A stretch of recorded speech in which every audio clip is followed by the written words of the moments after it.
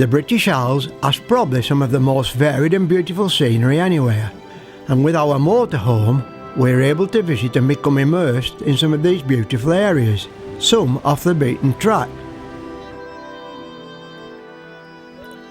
We can stay where we like and move on when we like, and having an affinity with nature, we enjoy this freedom and the riches it has to offer.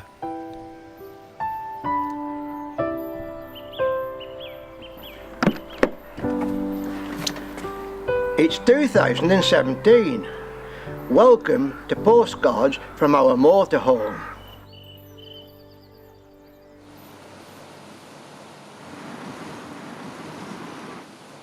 We start our first tour in Tewkesbury on the 1st of May, with a tour on the River Avon, and then in the afternoon in Tewkesbury Abbey at the Medieval Life and Music Festival.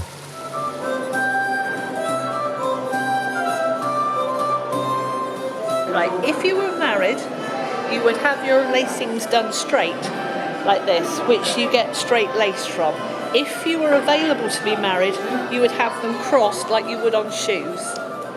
And that's how you could tell if a lady was married or not, or one of the ways of telling if a lady was married or not.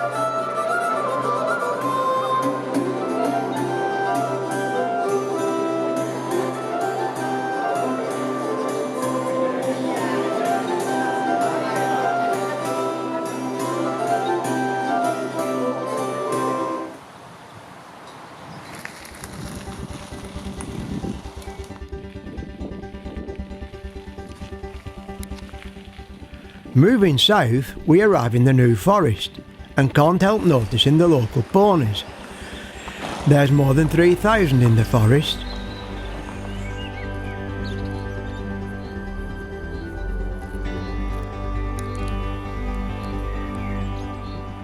A windy day on the coast at Muddyford, opposite the Isle of Wight. This windy day made the cycling a bit challenging.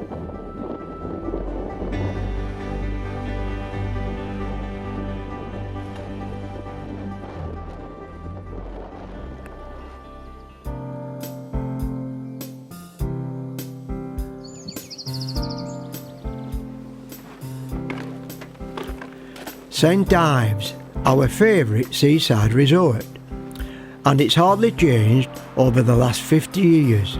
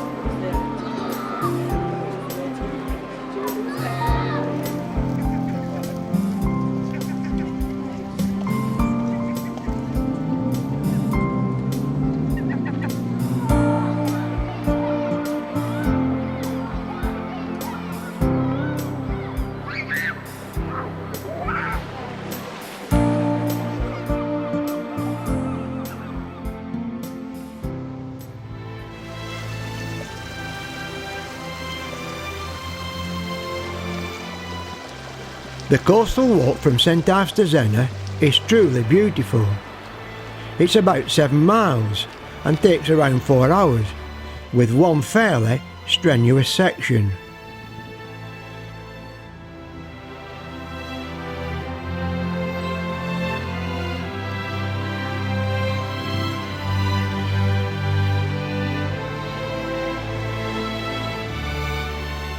The walk from St Ives up the coast to Lelant is easier, with the bonus of a train ride back along this lovely coast.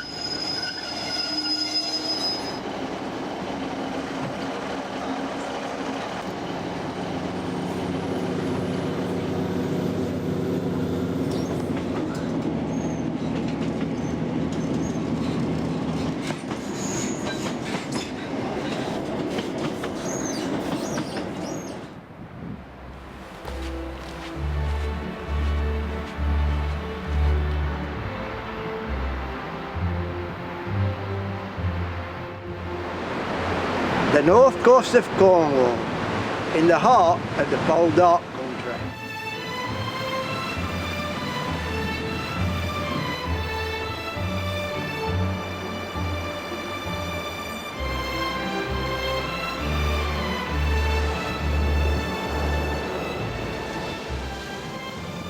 At St Michael's Mount Marazion, the gardens cling to a near vertical granite rock face above the sea. With the Gulf Stream, frosts are very rare, so a wide range of tender exotic plants thrive here.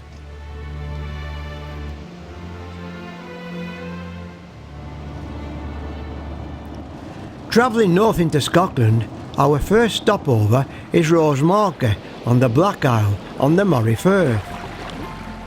At Channery Point, the bottlenose dolphins can be seen off the point throughout the year, but the best time to see them is usually on a rising tide.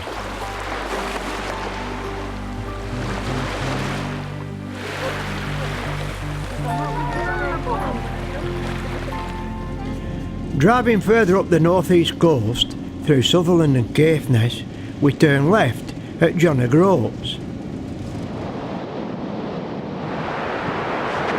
We're on the north coast of Scotland at Dernet Bay, and behind me is Dernet Head, the most northerly point on the British mainland.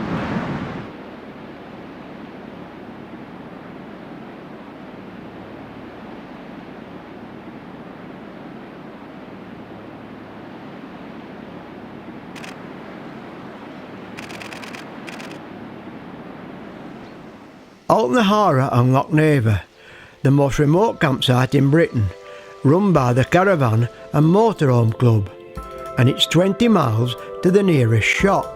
This is wild, untamed country of constant bogs and heather, but growing amongst it we found this little gem, the fragrant orchid. We could smell it on the wind. The soils have a very low nutrient, but it suits the insect-eating plants such as the sundews and butterwort.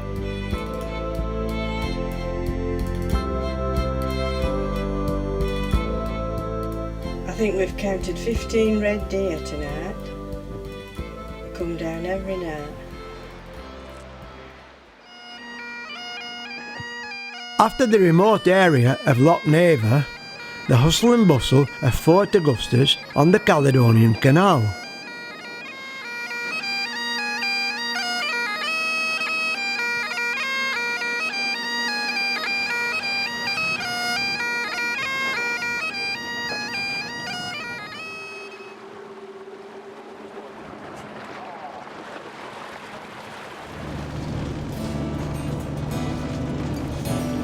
On the move again, over the Skye Bridge and onto the Isle of Skye.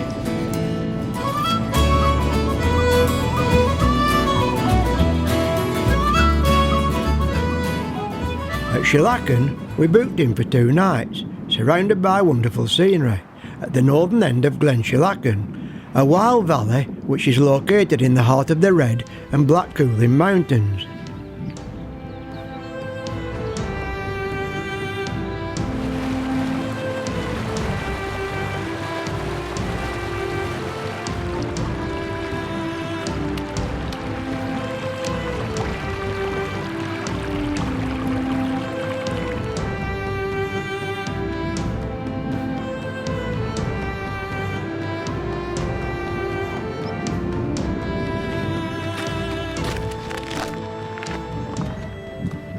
We've just found this orchid by the path by sheer chance, and I'm nearly certain it's a lesser butterfly orchid.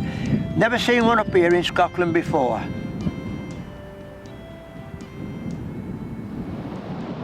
Chasing drier weather, we crossed Scotland again to Brora, with its beautiful empty sands about 40 miles south of Wick. We were aware of the Arctic tern colony and kept our distance, but they still dive bombed us, defending their nest sites. Dunrobin in Sutherland, the most northerly great house in Scotland. This splendid, impressive castle holds daily falcon displays, but the very windy conditions suppress the performances of these agile falcons.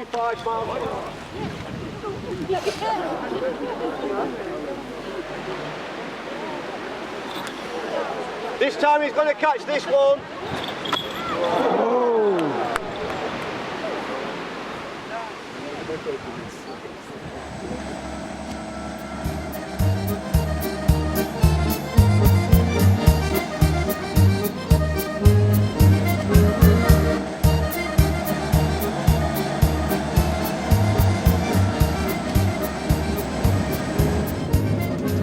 I've always wanted to see the Flow Country, a vast tract of wilderness devoid of any obvious signs of human activity apart from the line we are travelling on.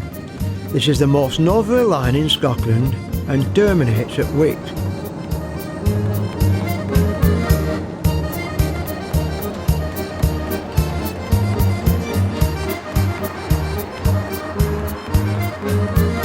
Travelling south again on the M74, and we are back in England again, near to Gretna Green.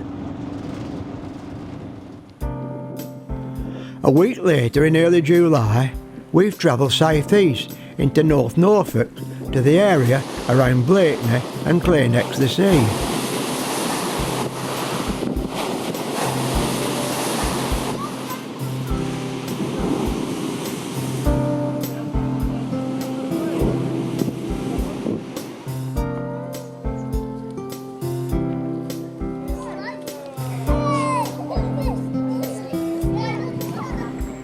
At Natural Surroundings, we caught up with naturalist and leading expert on wild orchids, Simon Harrott. One of the main developments over the last year, since you came in May 2016, is that we've been working very hard on the meadows. We've now got the equipment to cut them efficiently, and we've been able to start cutting them in the middle of the summer this year, which is just the right time, and we're really aiming to reduce the vigor of the existing vegetation, which tends to be dominated by just 2 or 3 species, so that we have a much lower growing plant cover with a much bigger diversity of species. Mid-September, and the popular caravan and camping club site at Keswick.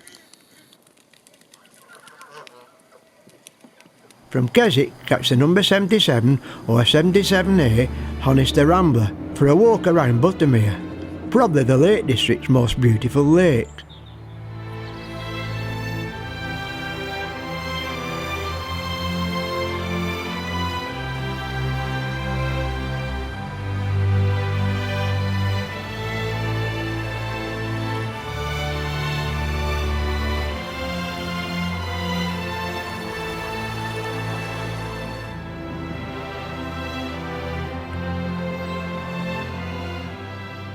A good old favourite of ours is Wensleydale, and Aysgarth Falls in flood is quite spectacular.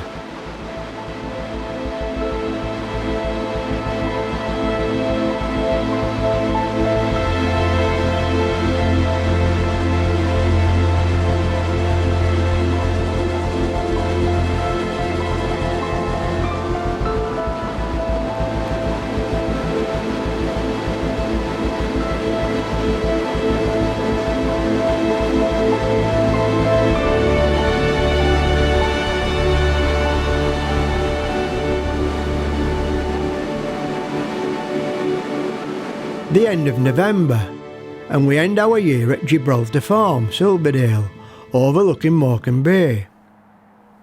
We are here for the starling murmurations on the RSPB reserve at Leighton Moss.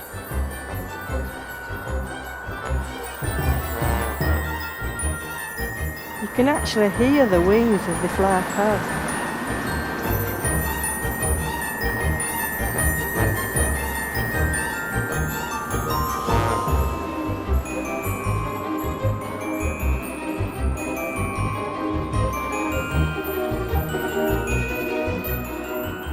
We feel lucky and privileged to be able to have this freedom and lifestyle, and look forward to discovering more beautiful places in more unspoilt areas we've still to discover.